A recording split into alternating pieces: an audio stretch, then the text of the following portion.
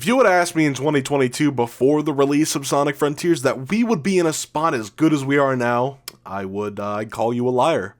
I would then ask how you got in my house. Sonic X Shadow Generations, the first 3D Sonic remaster that didn't look like utter garbage. Despite being a Nintendo channel, I love Sonic. I always have, and for better or for worse, I probably always will. Shadow especially has always been one of my favorite characters in the series, so seeing that he's getting his own standalone title for the first time since the downfall of the franchise, it makes me very happy, but very skeptical at the same time. I had actually gone back and 100% completed the original version of Generations a while back in preparation for this game. I even said that I would be back to review this game, but then I got a little tired of making videos for a bit.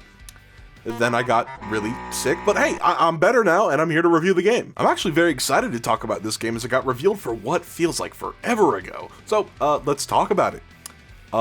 Huge thank you to Sega for providing me with a free review copy of the game. That was pretty awesome. So, for those unaware, Sega decided that 2024 was the year of Shadow the Hedgehog. Mostly with the release of Sonic the Hedgehog 3, the movie, Sega decided to hop on the Shadow hype and make the entire year centered around him. Shadow already transcends the Sonic franchise as a character, as he's easily recognizable and iconic outside of the Sonic community. If you know Sonic, there's a pretty good chance that you know Shadow. With an outstanding, bold move from Sonic Team, we got the announcement that a Sonic Generations remaster was coming alongside a brand new campaign all about Shadow. This campaign supposedly taking place during Sonic Generations and looked very promising. We've been in a renaissance for Sonic as of late. The movies at the start of the 2020s kind of put the spotlight back on the character, and Sega's used this new popularity to great effect, by releasing a halfway decent game for once. Sonic Frontiers to me felt like a soft reboot of the franchise, still carrying the same lore of these characters in the world, but using the game's story as a new jumping off point for the series. The jumping off point being that they're setting up new goals and ambitions for the characters, mostly to make this game more accessible to newcomers. This is something I actually loved about Frontiers. I have my gripes with the gameplay, and that won't be the last time I bring up the game either. But despite the lack of budget and time that Sonic Team had to make the game, it still came out really, really good and practically set up new Sonic games for success by showing that Sonic deserves the time and budget to make these grand adventures. And with the release of Shadow Generations, this is the first of many games to come to really show off the fruits of Sonic Team's hard work. So when it comes to Shadow Generations as a package, there's a few ways that we can look at it. I've seen some people look at the game as the dark side to Sonic Generations, referencing the hero and dark stories of Sonic Adventure 2. And I kind of agree, but it's not like Adventure 2 in the sense that they converge into one epic final showdown. I mean, this is connected to Sonic Generations, but it's definitely its own story and can be played as such. I mean, this game does reference the original Generations multiple times, so I think it would be better if you had played the original Generations first instead of this game, but it's neither here nor there. Shadow's up on the Space Colony arc during Sonic's birthday, as he has reason to believe that the Black Arms have returned. The very disgusting black creatures, his words not mine, from the Shadow game of 20 years ago. I think this information could have been relayed better in the actual game, as the only way you can really pick up on why Shadow is on the arc in the first place and what he's doing is by watching the frankly spectacular prequel animation they dropped weeks before the game's release. I think everyone gassing up this animation is obviously in the right, because this thing is probably one of the best pieces of Sonic media and storytelling in Sonic, just in general, we've ever gotten. But basically, the quick rundown, TLDR, whatever you want to call it, Shadow has a nightmare about Maria and the death of Gerald, and through that, he just kind of knows that Black Doom is back. Hive mind type shit. I don't really know. I'm not playing the first Shadow game to get my answer if I'm right on that or not. Through this, he meets up with Rouge and Omega. They steal a gunship, Shadow gets launched into space, and welcomes back the late 2000s Sonic AMVs.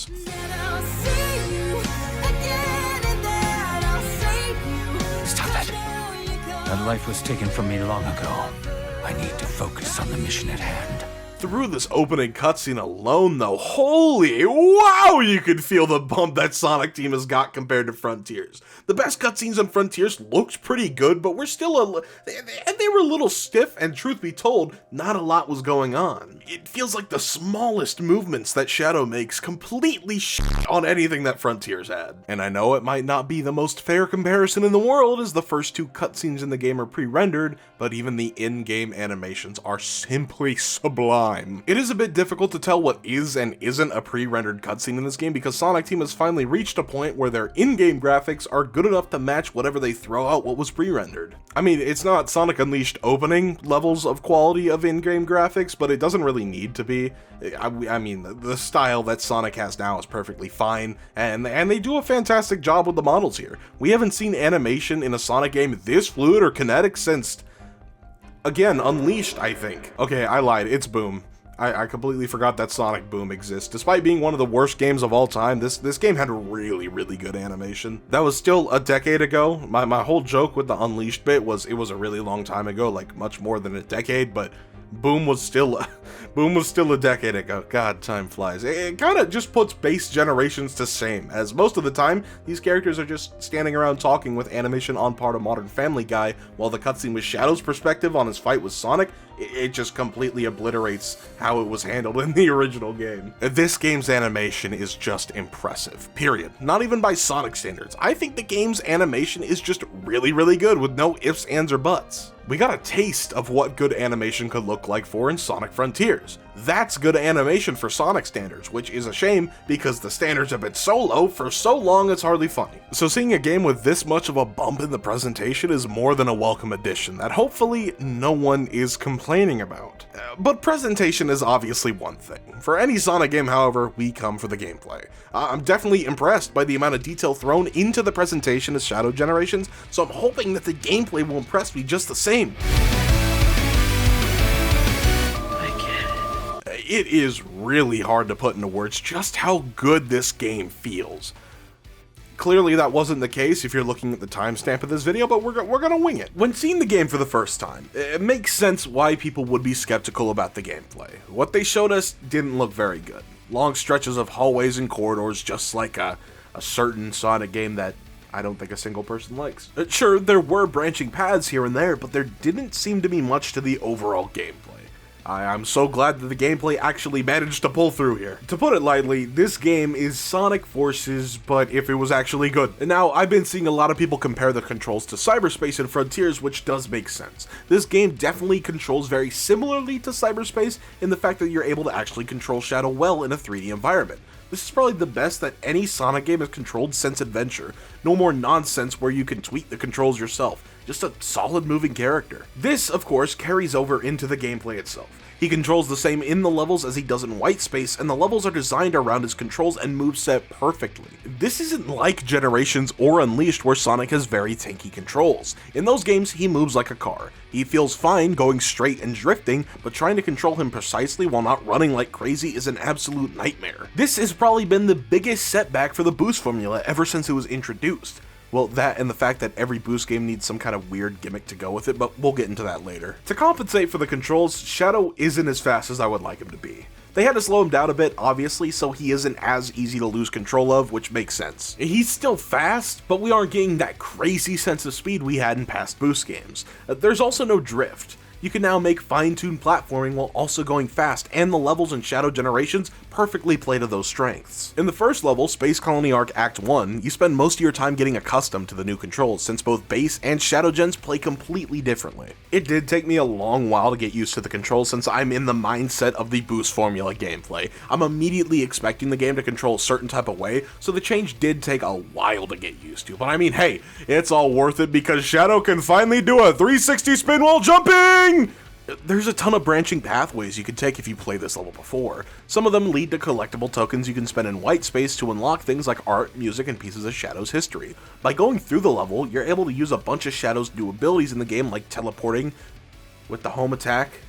Yeah, that's what I meant to say. Basically, the teleporting homing attack is like the regular homing attack, except there's like a small window where you disappear and reappear. You can basically go through like lasers and blocked areas and whatnot to attack enemies. It's a relatively small change that adds a lot to the flow of gameplay. Although, the big star of the show in this level has to be Chaos Control. Attacking enemies no longer gives you boost anymore, as that's solely the ring's responsibility. By attacking them, they charge up your Chaos Control meter, which lets you stop time for up to 5 seconds. This makes things like flying rockets able to walk on for new pathways. There are strings that you can activate to skip parts of the level. The timer stops during this time too. This is a fantastic mechanic that adds so much variety to the gameplay and makes Shadow so much more unique than Sonic. Shadow can do just about everything that Sonic can, but more. About midway through the levels where things get really interesting, as Doom's Eye comes out and completely restructures the area. We go from the Space Colony arc to Radical Highway. This section isn't the craziest thing in the world, the level design is kind of meh, but it's mostly focused on the in-game interactions between Shadow and Black Doom. I mean, it's definitely not boring, but it makes sense why it would be this way, I guess. It's like, okay, that's fine. It's a fine section. Not great. It's kind of fine. This level is a great introduction to the game. It's also long as hell, just under 5 minutes on a casual run to beat the level. Can't think of a time in the past decade since levels in a Sonic game were that long. Act 2, however...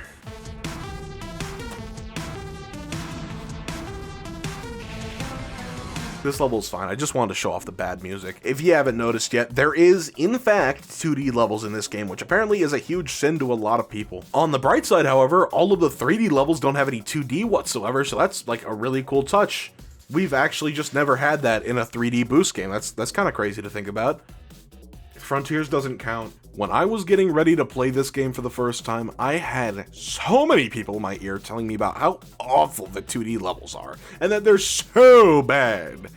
They hyped up these levels too much in a negative light. They're perfectly fine. Are they as good as the 3D levels? No, not really, but, you know, all of the Act 1s in this game are on a whole nother level. I love these levels, but claiming that these are terrible, I just don't get it. It's not classic Sonic level controls either, and it's a far cry from how Cyberspace controlled in 2D, which automatically puts it above any of those. I think the classic levels in Generations are more fun to speedrun just because of the spin dash, but that's just me. These are really good levels, I really don't know what to say here. These obviously have a bigger focus on platforming in these sections, but due to how good Shadow controls with precise platforming this time around, I genuinely have no reason to complain.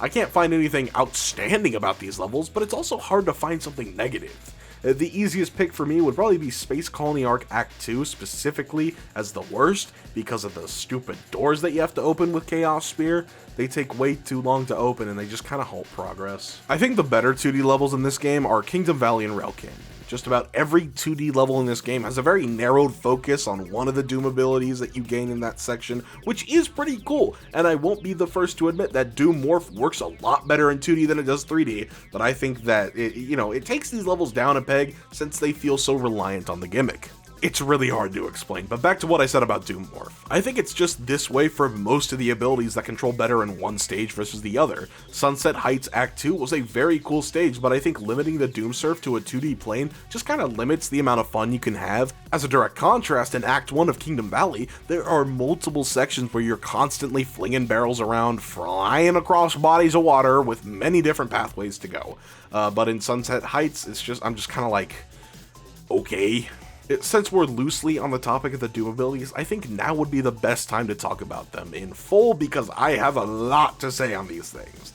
I think these are single-handedly the best Sonic abilities of all time and make it objectively the best Sonic game mechanically. Nope, that's not a joke. I'm not kidding. I'm not joshing. I'm not pulling your leg.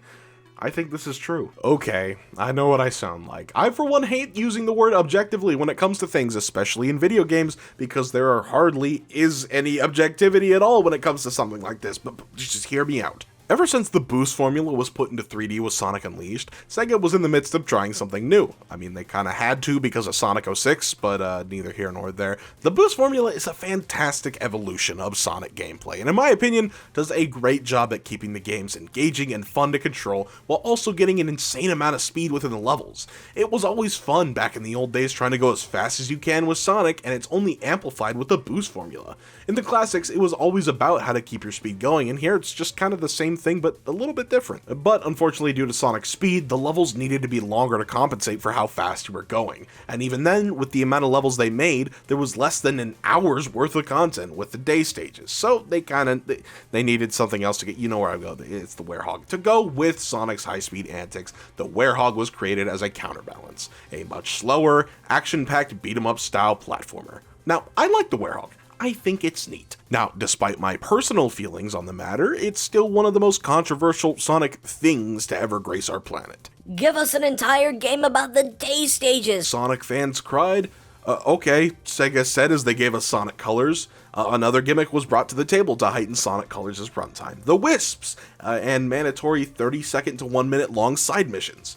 1 year later, the original Sonic Generations came out and we got Classic Sonic. Again, another gimmick to go along with Sonic's high-speed antics. Classic Sonic was probably the best attempt, but even then, an entire game centered around the boost formula would have been so nice. Sure as hell didn't get that in Forces. Enter Shadow Generations and the Doom abilities. Doom Spear, Doom Blast, Surf, Morph, and Wing. Each of the abilities work as you would expect them to. Doom Spear is basically just an enhanced Chaos Spear. You're able to lock onto 5 enemies or whatever at once and use it to stun them. This is also used to turn on switches from afar and whatnot. Doom Blast lets you launch a member of the Black Arms up into the air as you direct them where they're kicked, ending with a teleport to their location. This is mostly used for opening up new pathways. Doom Surf is exactly what it says. You surf on water. You can execute like a cool spin attack that launches barrels and the like into the air. This is mostly used for the Metal Overlord boss. Doom Morph is hotly debated as the worst ability in the game, and it's hard to blame anyone. It's very poorly explained on how to use it properly in the tutorial. You're just kind of moving around on some purple goo. You can dash and swing like Spider-Man in certain places, but that's all you can really do. Finally, we have Doom Wing, the superform equivalent we have in this game specifically. Once getting 50 rings, Shadow can spawn out these venom-like wings and start flying around the stage while using the boost gauge. You're also mostly invincible while using it, to my knowledge. I think it's a fine enough replacement for Super Shadow. I think it's obvious we weren't going to see him since this takes place during Sonic Generations, a story that has Sonic use the Chaos Emeralds by the end of it, so it wouldn't make a lot of sense for Shadow to use them at really any point in the story without some major reach. I do like the idea of utilizing Tails' fake Chaos Emerald from Sonic Adventure 2 though. That's a callback done right, and it doesn't really impact the Sonic side of things, even though they do cross over at one point. Now, how do these abilities make this game objectively the best Sonic game mechanically, at least in the boost side of things? Well, the answer is pretty simple. The boost formula isn't compromised once throughout your playthrough. In every single boost game, Unleashed, Colors, Generations, and Forces, there's some kind of gimmick or mechanic that is coupled with the boost gameplay to not only extend playtime, but offer variety in how you play. The big problem with these mechanics, however, is that they almost always halt your gameplay or are just straight up worse than the boost. For a gimmick of the boost gameplay to work, we need the mechanics to flow together well with the actual boost gameplay without compromising it or straight up giving us something new. The closest thing we've gotten to something like this is Sonic Colors, where throughout the whole game we have the boost gameplay with the wisps tacked on. The only drawback being to use any of the wisps, you have to stop dead in your tracks, wait for the announcer to say the name of the wisp you're using, and then the wisp's action. I hate saying the word wisp. God damn it! The wisp's action can be performed. Most of the wisps not even flowing together well with the gameplay or the name at all, and mostly the gameplay specifically, they can only be used in 2D. Cube, Spike, Rocket, Drill, all of these wisps, these aliens, I'm going to call them aliens from now on, they can only be used in 2D for this game, and only one of those work well in my opinion. It's Shadow Generations, however, that finally makes the perfect gimmick to a Sonic game. The Doom powers and your Chaos Control ability flow seamlessly into the gameplay. There's no downtime from when you activate something. To those who have played the game, let me ask you something. How much worse would the levels be if every time you had to activate a Doom ability, you had to stop and hear the name be called out before transforming? It would be awful! This is why the mechanics work so well. Not only are they fun to use, but they're absolutely seamless within the level design. You're just hopping from power to power like it's absolutely no problem, and it's showcased even better in the hub world. Oh god, I haven't talked about the hub world yet. Oh no. The hub world is fantastic. Plain and simple. This is really the best way to get accustomed to the new controls and abilities that you receive in the game, as it's just you and Shadow, broing out in white space. You just get to run around and have a good time. I think this is a really damn good evolution, or more so expansion, on the Sonic Frontiers formula. But it's obviously not the next big Sonic game or anything like that. A casual run will take you about 3 to 5 hours to beat, but this is a perfect blueprint for what I want to see in the future of Sonic games. Sonic has been known for these linear 3D action stages, but by setting them aside for a large, non-linear way of progression in Frontiers, the cyberspace levels took a huge nosedive in quality, and this is pretty much universally agreed as the worst part of the game. In Shadow Generations, the philosophy has almost been flipped on its head. Here, the levels are still the main focus of the game, and the white space area is secondary. There's only one in this game, and due to its smaller scale, they're able to pack in so much more than before. Just about everywhere you go, there are little platforming challenges with collectibles at the end, time challenges around the hub world that also feature collectibles. It all just flows together really well. In the main levels of the game, instead of your traditional red rings, Shadow gets collectible tokens. These are obtained and used in white space where you're able to get pieces of art, music, or pieces of Shadow history. I think I already put this in the script, but I'm too lazy to find out if I did or not. Anyways, my point is, just about everything you do in this game connects in one way or another. You can't really do anything with the red rings in base Generations. While they do unlock abilities and art immediately for you, it's in Shadow Generations where you're basically granted access to a random pull in a chest like it's a gacha game where you can get to view them in an amazing little library with some fantastic music.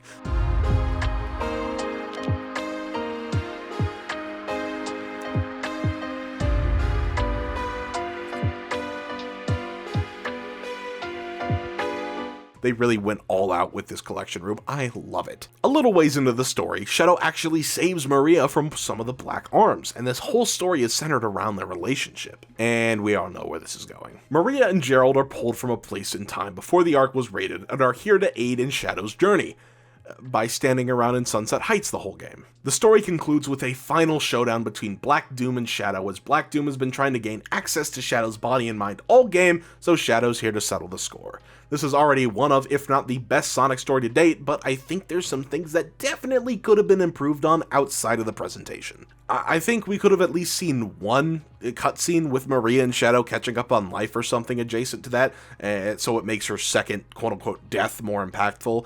That's not to say it wasn't impactful, but I think the gut punch could have landed even harder in some way. Same thing with Black Doom. He's just kind of like hiding the whole game until you confront him. Shadow, I've actually been alive this whole time.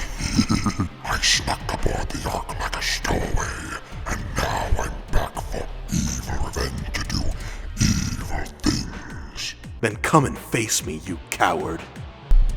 No, what am I, f***ing stupid?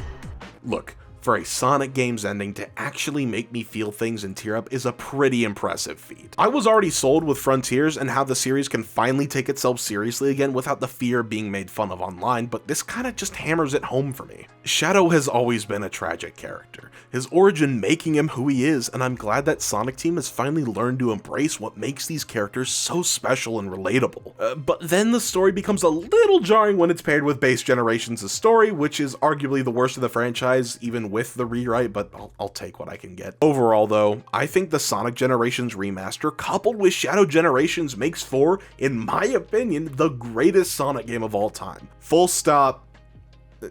No cap. This game is fantastic all the way, finally, with no ifs, ands, or buts.